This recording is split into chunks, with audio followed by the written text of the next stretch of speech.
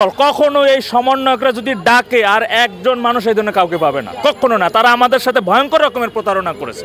তারা আমাদের সাথে আমরা যে কথা দিয়েছিল, আমরা যে কথার মাধ্যমে তাদের কথায় আমরা যে শুনেছি, আমরা রাস্তায় নেমেছিলাম, এটা কোনোভাবে আর দ্বিতীয়বার কোনোভাবে সম্ভব না। তারা ডাকলে পর আমরা রাস্তায় নামবো, কখনোই না।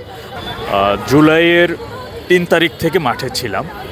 হ্যাঁ, তো 5 আগস্ট আমার যাত্রাবাড়ির উপর দিয়ে গেছে। আমি মূলত সকাল 11টা থেকে রাত 11টা পর্যন্ত ওখানে ছিলাম। তো যাই হোক, আজকের বিষয়টা বলি। আজকে আপনারা এখানে আসছেন যে দেখছেন যে জুলাই আগস্টে যারা শহীদ হয়েছে, সেই শহীদ পরিবারের সদস্যদের জন্য যে টাকাগুলো বরাদ্দ ছিল, জুলাই আগস্ট স্মৃতি ফাউন্ডেশনে যে 100 কোটি টাকা দেওয়া ছিল, সেখানে শত কোটি টাকাই মূলত সেই ফাউন্ডেশনে।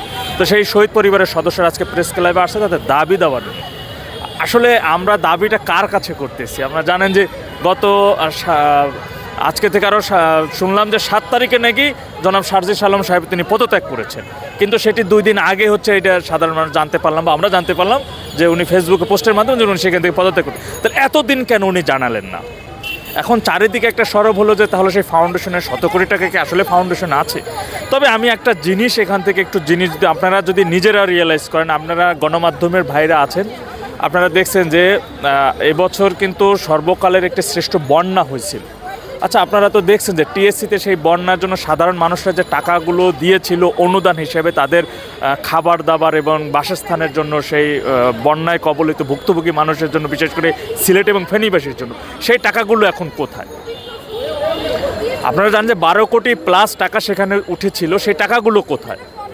তো যাদের কাছে আসলে, যাদের হাতে মানুষের অনুদান দেওয়া, সহযোগিতার জন্য, যে ঘরের জন্য যারা ভুক্তভোগী বন্যায়, সেই সাধারণ মানুষের অনুদানের টাকা, ভিক্ষার টাকা, সেই ভিক্ষার টাকা যাদের হাতে নিরাপদ না, তারা সেই ফাউন্ডেশনের এই শত কোটি টাকা তারা কীভাবে এই শহীদ পরিবারদের কাছে দিবে? এটি আমার কাছে, আমরা এখন তাদের কাছে বলি যে আমাদের টাকা দেন, আমাদের সাহায্য করেন, আমাদের চিকিৎসা টাকা দেন। তা যাদের কাছে এই বন্যায় অবহেলিত মানুষগুলো ভিক্ষার জন্য, অনুদানের জন্য যে 13 কোটি টাকা দেওয়া হলো, সেই টাকাটাই তো তারা পায় না। সেই টাকাগুলো তো তারা বন্যায় মানুষদের মাঝে সেই টাকাগুলো তারা বিতরণ করে নাই। তারা অনেক সমালোচনার পরে তারা একটা কথা বলছে কি, টাকাগুলো আছে কোথায় আছে, টাকাগুলো মাননীয় প্রধান উপদেষ্টার অ্যাকাউন্টে আছে। তো মাননীয় প্রধান উপদেষ্টার অ্যাকাউন্টে রাখার জন্য কি এই বন্যায় সাধারণ মানুষকে, ভুক্তভোগী মানুষদের চিরা মুড়ি খাওয়ার জন্য বা তাদের জামা কাপড় দেওয়ার জন্য, তার অ্যাকাউন্টে রাখার জন্য টাকাগুলো দেওয়া হয়েছে? আজকে জুলাই স্মৃতি ফাউন্ডেশনের এখানে শত কোটি টাকা দেওয়া হয়েছে। এই টাকাগুলো মানে কাদের টাকা? এটা তো জনগণের টাকা। আজকে একটা সেই অভ্যুত্থানে যারা শহীদ হয়েছে, যারা আহত হয়েছে, তাদের সহযোগিতার জন্য এই টাকাগুলো দেওয়া হয়েছিল। টাকাগুলো আসলে কোথায়? কোন মানুষটা কিভাবে টাকাগুলো পাচ্ছে? তাদের চিকিৎসার অবস্থা কি? আজকে দেখা যায় যে তাদেরকে মারধর পর্যন্ত করা হয়। কারা মারে? আহতরা কিভাবে মারে? ঢাকা মেডিকেলে ভর্তি আহতরা কিভাবে মারে? আসলে আমরা দাবিগুলো এখন কার কাছে তুলবো, বা কার কাছে এই দাবিগুলো করা, বা কাদের কাছে টাকাগুলো চাইতেছি, বা টাকাগুলো আসলে কি হচ্ছে, এটাই বুঝতে কিন্তু বাকি নেই সেই জিনিসটা। এটা এখন আসলে ওইভাবে, এখন যেহেতু অনুমানের উপর আবার কোনো কিছু বলা যায় না, কিন্তু যেগুলো দেখে আসছে এই পর্যন্ত, সেই কথাটাই বলতে পারি। আজকে আমি যদি বলি যে আপনি যদি ছোট থেকে একটা ভালো একটা হাই ফ্যামিলি থেকে বড় হয়ে আসেন, যদি আপনার ছোট থেকে অভ্যাস হয় যে ছোট থেকেই আপনি ভালো খাবার খাচ্ছেন, তখন বড় হইলে আপনি যদি জেলে যান, হাজতে যান, বা একটা সময় যদি আপনাকে সেই খাবারগুলো কমিয়ে একটা নিম্নমানের খাবার দেয়, কিন্তু আপনি খেতে পারবেন না। আজকে দেখবেন আজকে আমরা দেখতেছি যে 3 লাখ টাকার কম্বল বিতরণের জন্য আমাদের একজন উপদেষ্টা তিনি 26 বার 27 বার হেলিকপ্টারে চলেন। মানে 3 লাখ টাকার কম্বল বিতরণে 20 লাখ টাকা খরচ করেন তিনি হেলিকপ্টার ভাড়া বাবদ।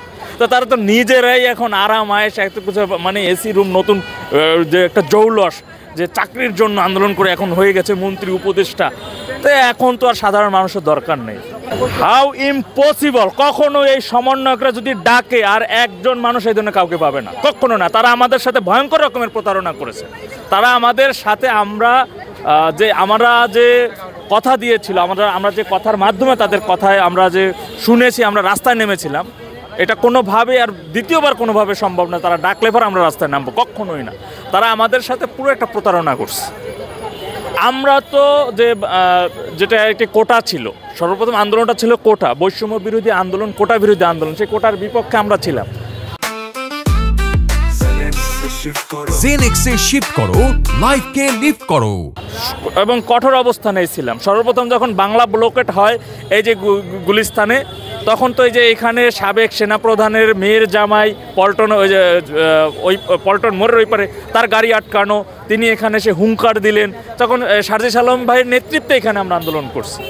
তো তারা তখন কিন্তু কোটার সময় কিন্তু কি ছিল, তখন তো স্লোগান ছিল এরকমের যে ৭১-এর বাংলায় বৈষম্যের ঠাঁই নেই, মুক্তিযুদ্ধের বাংলায় বৈষম্যের ঠাঁই নেই। কিন্তু তারা পরিস্থিতি আসলে কোথায় এসে দাঁড়ালো? আজকে তারা যেই একটা ক্ষমতা পেয়ে গেল, ক্ষমতার উচ্চ শিখরে চলে গেল, এখন বলে কি যে ৭১ বলে কিছুই নেই। এটাও আমরা শুনেছি, ৭১ বলেও কিছু নেই, তারা ৭১ অবমাননা করা হচ্ছে। আমি একটি প্রাইভেট কোম্পানিতে আছি, আমার নাম ইমরান হোসেন রাজ। না, আমার পরিবারে কেউ আহত নয়, আমি নিজেই শুধু মানে এটার সাথে আমি ৩ তারিখ থেকে মূলত আমি কোটা বিরোধী আন্দোলনের সাথে ছিলাম। না, ভিন্ন রকম ভাবনা আসছে এটাই যে আমি প্রতারিত হয়েছি, আমি একজন প্রতারিত হয়েছি, আমি এটা বলতে পারি যে আমি প্রতারিত হয়েছি। আমি তাদেরকে সাপোর্ট করে সমর্থন করে আমি প্রতারিত হয়েছি।